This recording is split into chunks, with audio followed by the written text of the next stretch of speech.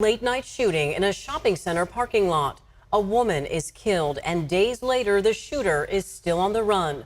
The family of the mother killed last week in the Pocket neighborhood is pleading with whoever is responsible to turn themselves in. Yeah, her family says the victim is a 26-year-old loving mother of two young children.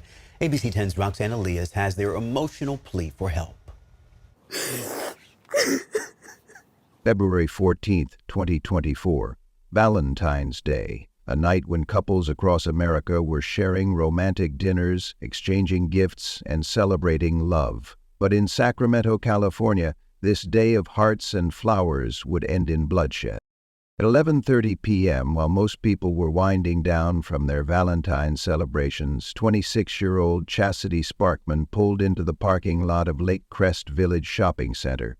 The mother of two wasn't there for a late-night shopping trip. She was there to meet someone she trusted completely, her husband. What should have been a simple meeting between spouses became something far more deadly. Within minutes, gunshots would echo through the quiet Pocket neighborhood, and Chasity would never return home to her children, 8-year-old Zayuni and 6-year-old Princella. But here's what makes this case truly shocking. The person Chasity trusted most, the man she married, wasn't alone that night. And the betrayal that unfolded in that parking lot would reveal a twisted love triangle that nobody saw coming. This isn't just another tragic shooting. This is a story about how the people closest to us can become our greatest danger. It's about a mother who thought she was safe, a family torn apart by violence, and two children who lost everything on what should have been a day of love. If you ever wondered how love can turn into something so dark, stay with us and hit that like button if you believe every victim deserves justice, because Chasity Sparkman's story needs to be told, and her children deserve to know that people care about what happened to their mother. Have you ever felt unsafe meeting someone you trusted? That feeling of unease when something just doesn't feel right? Chasity might have felt that way too, but she went anyway. And that decision would cost her everything. Tonight, we're going to uncover the truth about what really happened in that parking lot and why the arrests that followed would shock even Chastity's own family. To understand the tragedy that unfolded that Valentine's night, you need to know who Chasity Sparkman really was. She wasn't just another statistic or headline. She was a vibrant young woman with dreams, goals, and two children who meant everything to her. At 26, Chasity was juggling the demanding role of motherhood while pursuing her education at Sacramento City College, where she was studying psychology. Her family describes her as someone who had found her calling. She wanted to help people, to understand the human mind, and to make a difference in the world. It's heartbreaking to think that someone studying to heal others would become a victim herself. But academics were just one part of Chastity's life. She was passionate about music, spending countless hours working on her craft when she wasn't caring for her children or hitting the books. Her sister Lashalind remembers her as a firecracker, someone who brought energy and life to every room she entered. She loved everyone, Lashalind recalls. She was very family-oriented. If you know my sister, you know you guys could argue one day and she's going to call you the next day and say, "I don't care about you being mad, girl, what you doing." That was Chasity. Someone who couldn't stay angry, who always reached out, who always cared more about relationships than pride. Her father, Alfonso Sparkman, who has 20 children, described Chasity as a bright light in their large family. In a household with so many personalities, Chasity stood out for her warmth and her devotion to family. Alfonso spoke to reporters about the devastating loss, explaining how he used to hear from his daughter every single day. Now, that daily connection was gone forever, leaving a silence that echoed through the entire family. But perhaps most importantly, Chasity was a devoted mother to Zayuni and Princella. Everything she did, her studies, her music, her work, was centered around giving her children the best life possible. She had even made arrangements for her aunt to care for the children if anything ever happened to her, showing the kind of thoughtful planning that comes from deep maternal love. Her aunt, Renea Brown, who would later take in the children, speaks about Chastity's dedication to her kids. The family wanted to make sure that Zion and Princella would always remember how much their mother loved them, how she was their guardian angel watching over them. This was a woman who was building something, a career, a future, a legacy for her children. She was the kind of person who called when you were mad at her, who studied late into the night while her kids slept, who dreamed of helping others through psychology. She was someone's daughter, someone's sister, and most importantly, someone's mother. The Sparkman family was tight-knit, the kind of family that held candlelight vigils and came together in crisis. They were the kind of people who believed in justice, in doing the right thing, in standing up for each other. And when they lost Chasity, they didn't just lose a family member, they lost their bright light, their peacemaker, their heart. February 14th, 2024 started like any other Valentine's Day for most people in Sacramento. Couples were making dinner reservations, buying last-minute flowers, and planning romantic evenings. But for Chasity Sparkman, this Valentine's Day would be her last. As the evening progressed and most of Sacramento settled in for the night, Chasity received word that she needed to meet her husband. The details of why this meeting was necessary remain unclear, but what we do know is that Chasity agreed to drive to the Lake Crest Village shopping center on Florin Road in the Pocket neighborhood. At 11:30 p.m., the shopping center was virtually empty. The stores had long since closed, and the parking lot was dark and quiet. This wasn't an unusual location for a quick meeting. It was public enough to feel safe, yet private enough for a conversation. For Chasity, meeting her husband here probably felt routine, maybe even mundane. But as Chasity arrived at the intersection of Florin Road and Greenhaven Drive, she had no idea that this meeting would be anything but ordinary. She had no way of knowing that her husband wasn't alone, or that the person she trusted most in the world had brought someone else. Someone who would change everything. The exact sequence of events that followed remains part of the ongoing investigation, but what happened next shattered the quiet of the Pocket neighborhood. Gunshots rang out in the parking lot, piercing the Valentine's night silence. Chasity Sparkman, the psychology student, the devoted mother, the bright light of her family, was shot. Emergency responders rushed to the scene, but despite their efforts, Chasity was transported to a nearby hospital where she later died from her injuries. In a matter of minutes, 2 children had lost their mother, a father had lost his daughter, and a family had lost their heart. The Sacramento Police Department immediately launched an investigation, but the scene offered few immediate answers. Who had pulled the trigger? Why had this meeting turned deadly? And most importantly, where were the people responsible? As news of the shooting spread through the Sparkman family, the shock was overwhelming. Chastity's sisters, Nayana and Lashalimd, struggled to comprehend what had happened. Their sister had gone to meet her husband and never came home. The children, Zion and Princella, would wake up the next morning to a world forever changed. "We want to know the truth," Nayana told reporters in the days following the shooting. "We want an investigation. We want justice. We want them to turn themselves in. If they have nothing to hide, they should be able to come forward and clear their name. We're just hurting." The family's pain was raw and immediate. Aunt Renia Brown found herself suddenly responsible for 2 traumatized children who couldn't understand why their mother wasn't coming home.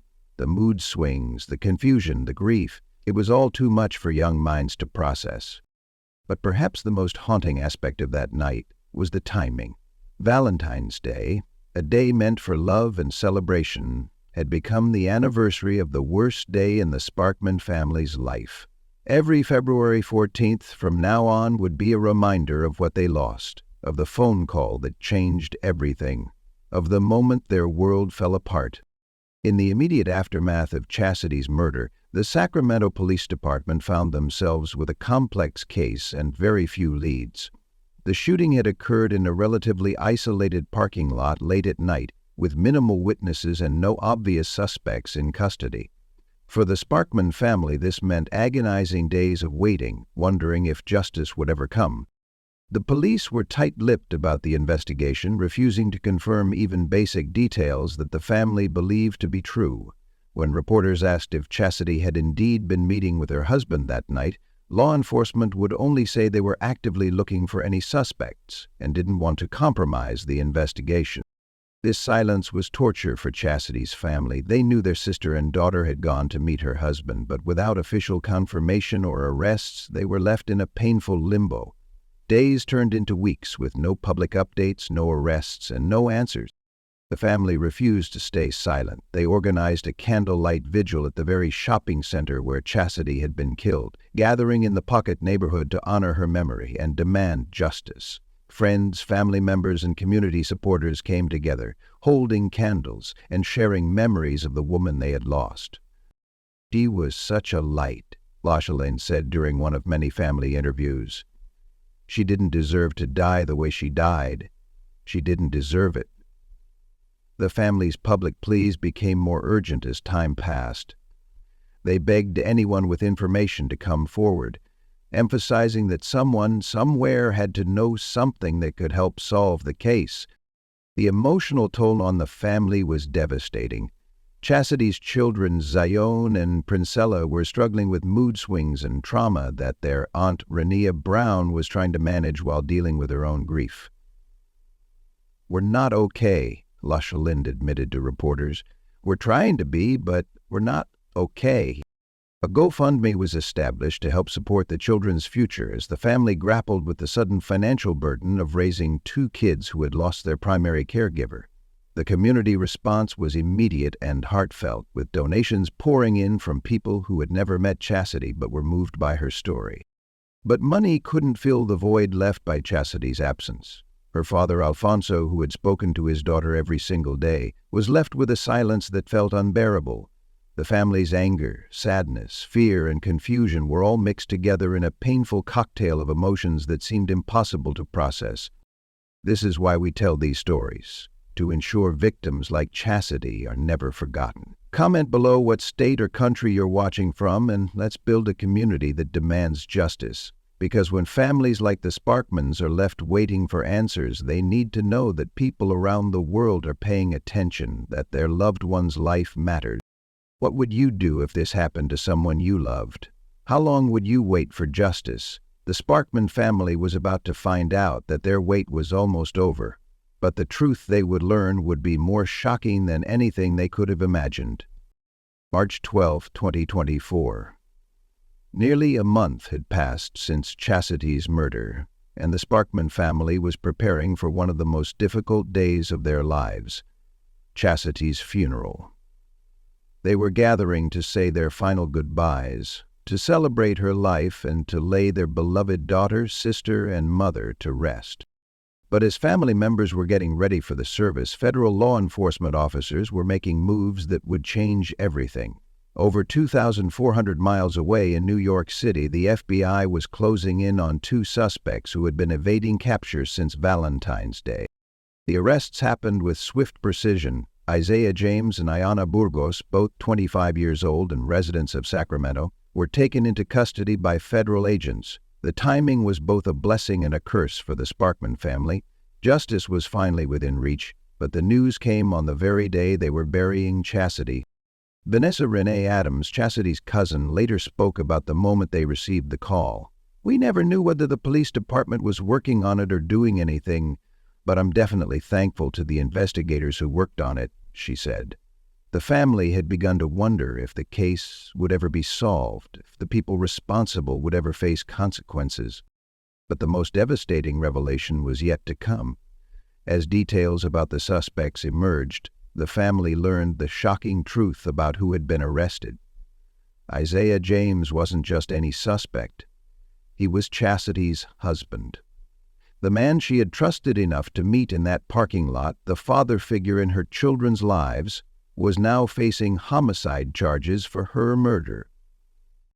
And Ayanna Burgos, she was James's girlfriend, the woman he had been seeing while married to Chasity. What the family thought they knew about Chastity's marriage, about her relationship, about her safety, was all turned upside down in an instant. "It's such a relief, it's a blessing knowing that they're caught and justice is going to be served," Renee Adams said, but you could hear the pain beneath the relief. This wasn't just about catching random criminals, this was about learning that the person closest to Chasity, the person who should have protected her, was allegedly the one who killed her. The love triangle that had been hidden from the family was now exposed in the most tragic way possible. While Chasity was studying psychology, caring for her children, and building a future, her husband was living a double life with another woman. The meeting that night wasn't just between husband and wife. It was a confrontation that involved all three people in this deadly triangle. Police confirmed that both suspects would face extradition back to California on homicide charges. The investigation that had seemed stalled was actually building a case strong enough to track the suspects across the country and coordinate with federal law enforcement for their capture. For Zion and Princella, the arrests meant something even more complicated. Not only had they lost their mother, but the man they knew as a father figure was now accused of being responsible for her death. The trauma was layered and complex in ways that no child should ever have to endure. The family's relief at the arrests was mixed with a new kind of heartbreak. They had their answers, but those answers revealed a betrayal so deep that it was almost impossible to comprehend. The arrest of Isaiah James for Chastity's murder was shocking enough, but as investigators dug deeper into his background, they uncovered a history that painted an even more troubling picture of the man Chasity had married. Just 1 year before Chastity's death, in 2023, Isaiah James had been arraigned in New York on multiple felony charges that revealed a deeply disturbing pattern of behavior. The charges were related to the attempted sexual abuse and attempted rape of a nursing home resident, a victim who was completely defenseless and unable to consent. The details of that case are horrifying. The victim was an elderly person suffering from Alzheimer's disease, someone who was not only mentally incapacitated but also physically unable to resist. This wasn't a crime of opportunity or a moment of poor judgment. This was predatory behavior targeting the most vulnerable members of society. What makes this even more chilling is how James was caught. Another aide at the nursing home discovered him in the act and immediately reported what they had witnessed. When police questioned James about the incident, he didn't deny it. He admitted to the crime during police questioning, showing a level of callousness that speaks to his character. Perhaps most surprising was that James had no prior criminal record before this nursing home incident. To the outside world, he might have appeared to be a regular person, someone you could trust, someone you could marry and build a life with. But the 2023 charges revealed something much darker lurking beneath the surface. This background raises serious questions about the timeline of Chastity's relationship with James. Was she aware of these charges when they occurred? Did she know about his arrest and the nature of the allegations against him? Or was this yet another secret he kept from her, another part of his double life that she never discovered? The pattern that emerges from James's history is one of violence, exploitation, and a willingness to harm those who were vulnerable or who trust him. The nursing home victim couldn't defend themselves due to their condition. Chasity, meeting her husband in a parking lot late at night, was in a position of trust and vulnerability. For the Sparkman family, learning about James's criminal history added another layer of pain to their grief. Not only had Chasity been betrayed by her husband's affair with Iona Burgos, but she had also been living with someone who had a documented history of violent and predatory behavior. The fact that James had escalated from attempted sexual assault to alleged murder shows a progression that experts in criminal behavior recognize as deeply concerning. This wasn't someone who made a single bad decision. This was someone whose capacity for violence and exploitation had been growing. It also raises questions about warning signs that might have been missed or ignored. Were there red flags in James's behavior that Chasity or her family noticed but dismissed? Were there moments when his true nature showed through, but the signs weren't recognized for what they were? The nursing home charges demonstrate that James was capable of targeting the most defenseless victims. The progression to allegedly murdering his own wife shows that his capacity for violence knew no bounds, not even the bonds of marriage. In the aftermath of Chastity's murder and the shocking arrests that followed, 2 innocent lives hung in the balance. Zioni, 8 years old, and Princella, 6 years old, had lost everything they knew in a single night. Their mother was gone, and the man they had known as a father figure was now accused of being responsible for her death. Aunt Lida Brown stepped into an impossible situation. Following Chastity's wishes, she took in the children, but nothing could have prepared her for the emotional devastation she would witness. These weren't just grieving children. They were traumatized kids trying to make sense of a world that had suddenly become incomprehensible. Especially hard for her kids, Lashley explained to reporters. My auntie has to sit here and deal with the mood swings. She's trying to cope herself. The children's behavior became unpredictable as they struggled to process their loss. One moment they might be playing normally, the next they could be crying inconsolably or acting out in anger and confusion. Benea Brown found herself not only caring for two additional children, but also trying to help them navigate trauma that most adults would struggle to understand. How do you explain to a 6-year-old that her mother isn't coming home? How do you tell an 8-year-old that the man he knew as a father is accused of killing his mother? The family knew that preserving Chastity's memory for her children was crucial. Remember their mother loved them and that she's the angel that's watching over them, Benea Brown said, and that they can just hold on to the memories and the love that their mother has for them. God gives them the strength to get through it because they're just babies. But memories, while precious, couldn't fill the practical void left by Chastity's absence. She had been their primary caregiver, their source of stability, their everything. Now Zaone and Priscilla had to adjust to living with their aunt while processing grief that would likely affect them for the rest of their lives. The community response to the children's situation was immediate and heartfelt. The GoFundMe established by the family received donations from people who had never met Chastity, but were moved by the story of two young children left orphaned by violence. Every dollar donated represented someone who cared, someone who wanted to help ease the burden on this grieving family. The timing of everything made it even more traumatic for the children. The arrests happened on the same day as their mother's funeral. A day that should have been about saying goodbye and beginning to heal became complicated by the news that justice was finally being served. For Zaone and Priscilla, the future remains uncertain. They're living with the knowledge that their mother was taken from them violently, and they'll grow up knowing that the person responsible was someone who should have protected them. The psychological impact of this betrayal will likely require years of therapy and support. The family's focus now is on providing stability and love for these children while they navigate the legal proceedings ahead. Zaone and Priscilla will need to understand, in age-appropriate ways, what happened to their mother and why the adults in their lives failed to protect her. These children represent the ongoing cost of domestic violence, the innocent victims who survive but carry the scars forever.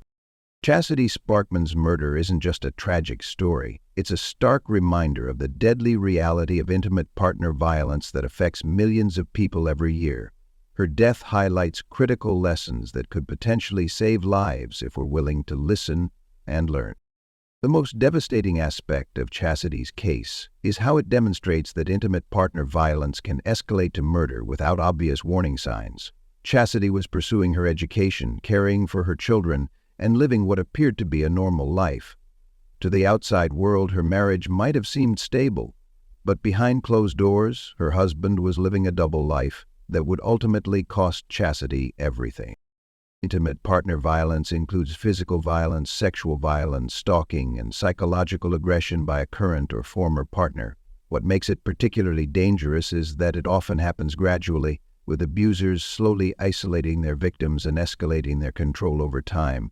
By the time the violence becomes obvious to outsiders, the victim may already be in extreme danger. Isaiah James's criminal history reveals another crucial lesson. Past behavior is often the best predictor of future behavior. His 2023 charges for attempted sexual assault of a vulnerable nursing home resident showed a pattern of targeting defenseless victims. This wasn't someone who made a single mistake. This was someone whose capacity for violence and exploitation was escalating. The involvement of Ayana Burgos in this case also highlights how intimate partner violence can become even more complex and dangerous when third parties are involved.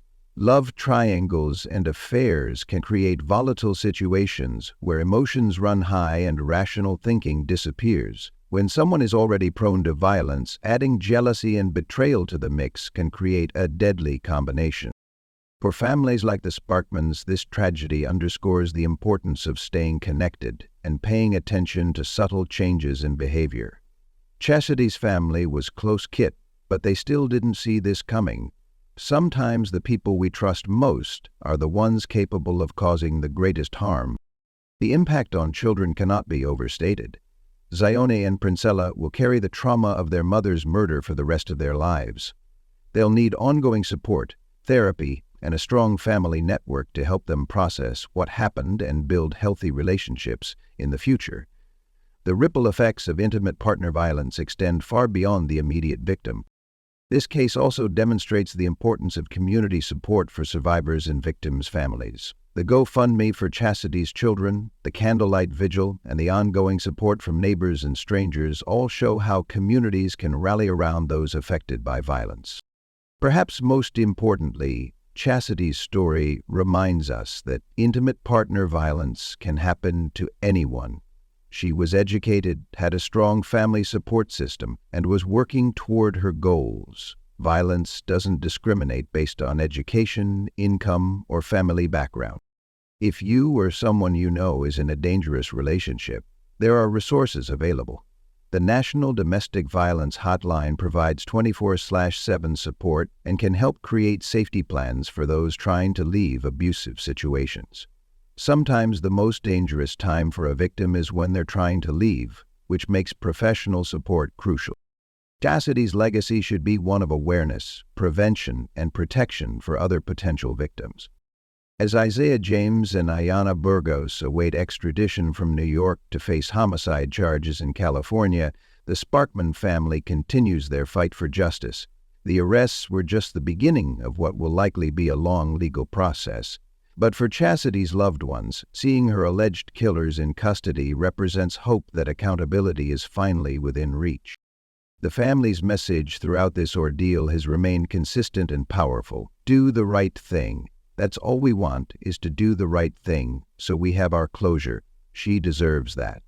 These words, spoken by Chastity's sister Lashalyn, capture the essence of what this family has been fighting for. Not revenge, but justice. Not hatred, but truth. Chastity's father, Alfonso, who once heard from his daughter every single day, now faces a lifetime of silence. Her sisters, Nayana and Lashalyn, have lost their peacemaker, the family member who would call the next day after any argument to make things right. Her children have lost their mother, their protector, their everything. But the Sparkman family refuses to let Chastity's death be in vain. They've turned their grief into advocacy, their pain into purpose. By speaking publicly about what happened, by demanding justice, by keeping Chastity's story alive, they're ensuring that her life had meaning beyond the tragedy of how it ended. The legal proceedings ahead will be difficult for the family. They'll have to relive the worst night of their lives in courtroom testimony. They'll have to face the people accused of taking Chastity away from them, but they're prepared to do whatever it takes to see justice served. For Zione and Princella, the outcome of these legal proceedings will shape their understanding of justice and accountability. These children need to see that when someone takes a life, there are consequences. They need to know that their mother's life mattered, that society values her enough to hold her killers accountable. The community support that has surrounded this family shows the power of collective action in the face of tragedy. Every person who attended the candlelight vigil, every donation to the GoFundMe, every share of Chastity's story on social media represents someone who believes that her life had value and that justice must be served. This case also serves as a reminder that domestic violence is everyone's problem. It's not something that happens to other people in other families. It's a crisis that affects our communities, our neighbors, our friends. When we stay silent about violence, when we ignore warning signs, when we fail to support victims and survivors, we become complicit in the problem. Chastity's story isn't just about one family's tragedy. It's about all of us standing together against violence. Subscribe to join our mission of giving victims a voice, share this video to spread awareness, and comment "Justice for Chastity" if you believe her story matters. Because when we amplify the voices of victims like Chastity, we honor their memory and potentially save other lives. How can we better protect mothers like Chastity in our communities? The answer lies in education, awareness, support for victims, and a collective commitment to saying that violence against women will not be tolerated. Chasity Sparkman was a bright light who deserved so much more than the darkness that took her life. Her legacy lives on in her children, in her family's fight for justice, and in every person who hears her story and decides to make a difference.